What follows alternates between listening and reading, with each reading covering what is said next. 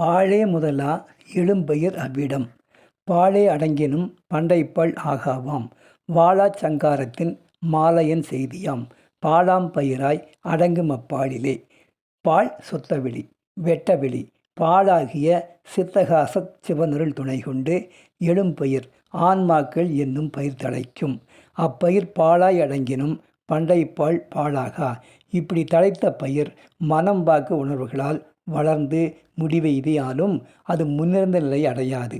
வாழாச் சங்காரத்தின் mall iron செய்தியாம். இது முடிவில்லாத ஒடுக்கமாதலின் இந்த ஆன்மாக்களின் தோற்றமும் ஒடுக்கமும் தொடர்ந்து நடந்தபடி இருக்கும். இது திருமாலும் பிரம்மனும் நடத்தும் நிகழ்வுகளாகும். ஆனால் மனமயக்கம் நீங்கி ஆணவத்தை விட்டொழித்த ஆன்மாக்கள் அடங்கும் அப்பாலிலே பரம்பொருள் அல்லாகிய பரவெளியில் அடைக்கலமாகும். பண்டு முன்பு வாழா முடிவற்ற செய்தி நிகழ்வு பாழாம்பயிர் வினை தொடர்பை விட்டொழித்த ஆன்மாக்கள். இங்கே பாழாம்பயிர் என குறிக்கப்பெற்றது பாழான கெட்டுப்போன பயிர் மீண்டும் தழைத்து வளராது.